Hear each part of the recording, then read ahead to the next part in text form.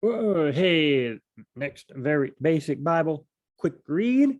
This is like number 18, 19, something like that, 20. I'm not sure, but we're covering a lot of chapters. We're covering a lot of confusing history, long drawn out stories, then short little snippets of stories.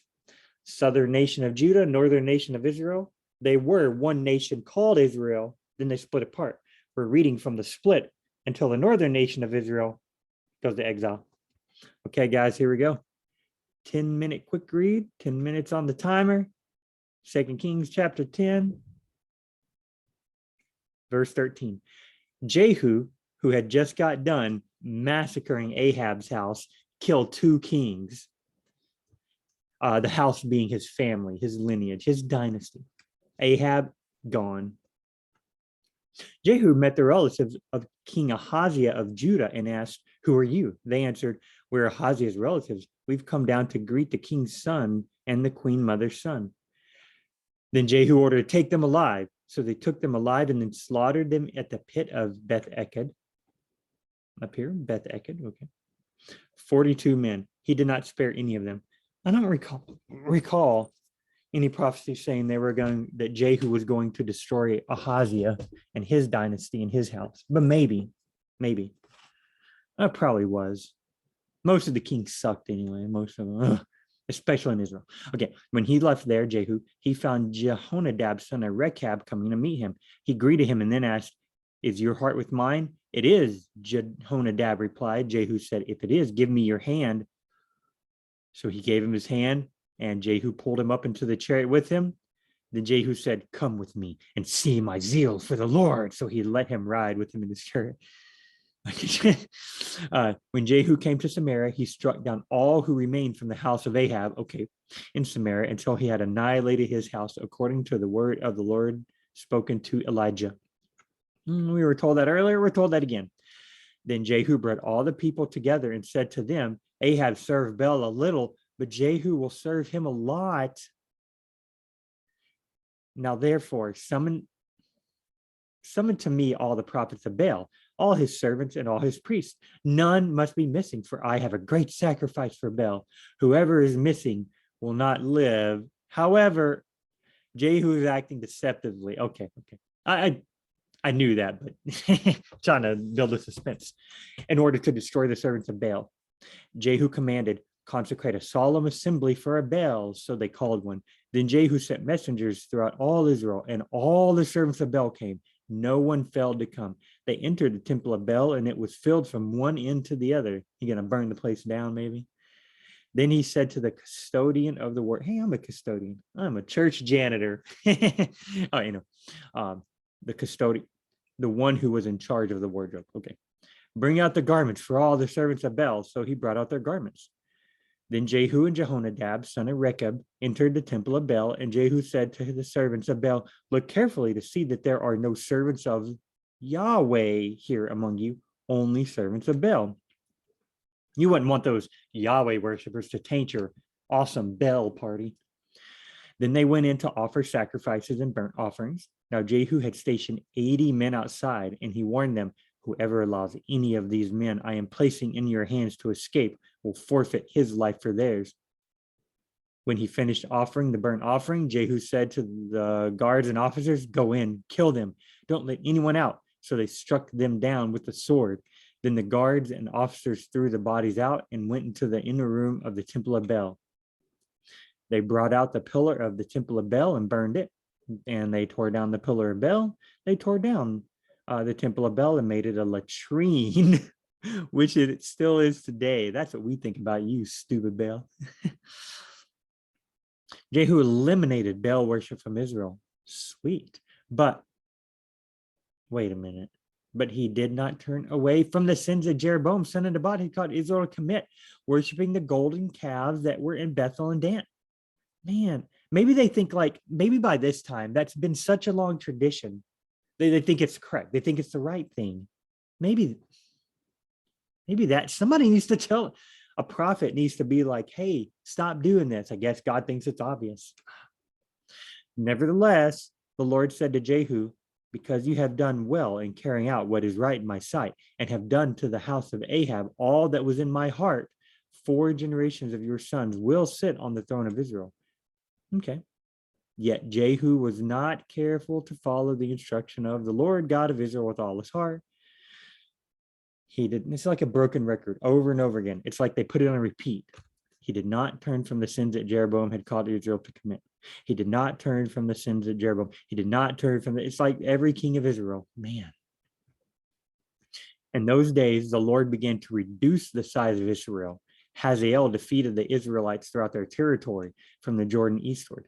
The whole land of Gilead, the Gileadites, the Reubenites, and the Manassites, Gadites. Gad, Reuben, and Manasseh were tribes in Israel. So from Aurora, which is by the Aron Valley, through Gilead to Bashan.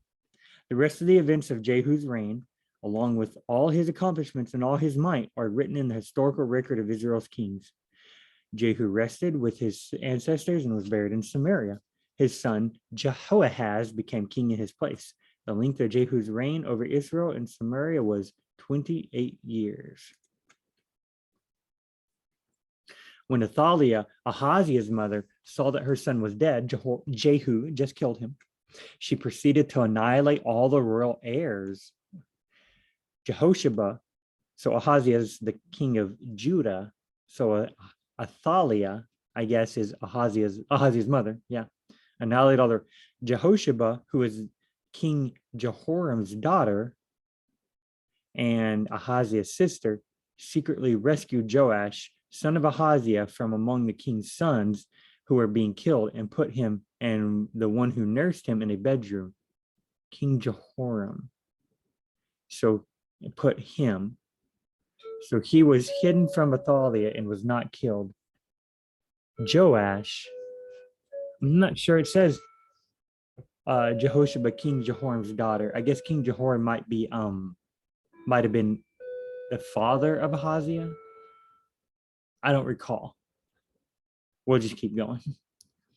So he was hidden from Athaliah and was not killed. Joash was hiding. Okay, so Joash, one of Ahaziah's sons, who was hidden away, was in hiding with her in the Lord's temple 6 years while Athaliah reigned over the land. Not supposed to have a queen, supposed to have a king. I mean, God loved women, but he set up kings. He wanted kings. In the 7th year, Jehoiada sent for the commanders of hundreds, the Karites, and the guards. Who's Jehoiada? He had them come to him in the Lord's temple, where he made a covenant with them and put them under oath. He showed them the king's son and commanded them, this is what you are to do. Okay, so Jehoiada brought all these people and said, hey, look, we've been hiding the king's son. He's right here in the temple. This is what you are to do. This is in the 7th year. So Joram is 7 years old now.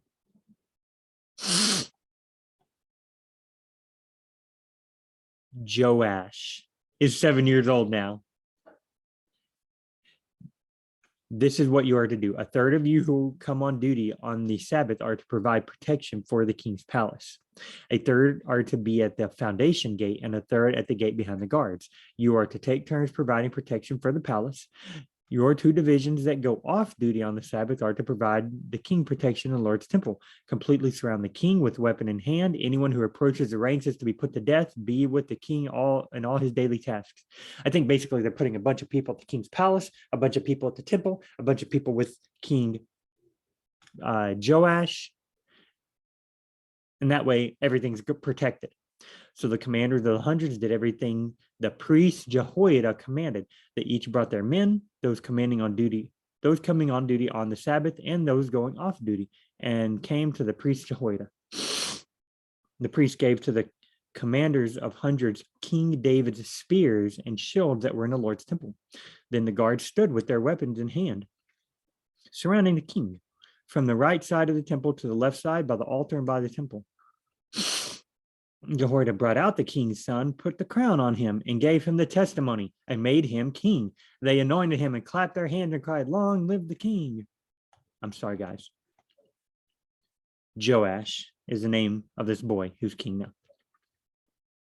When Athaliah heard the noise from the guard and the crowd, she went out to the people at the Lord's temple. She looked, and there was the king standing by the pillar according to the custom.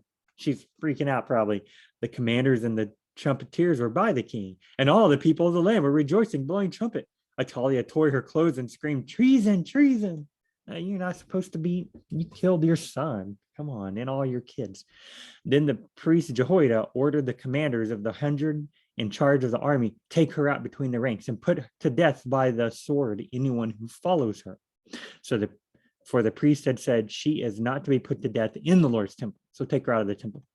So they arrested her, and she went through the house entrance to the king's palace, where she was put to death. Perfect timing. Okay, guys. Next very basic Bible quick read. We'll read more about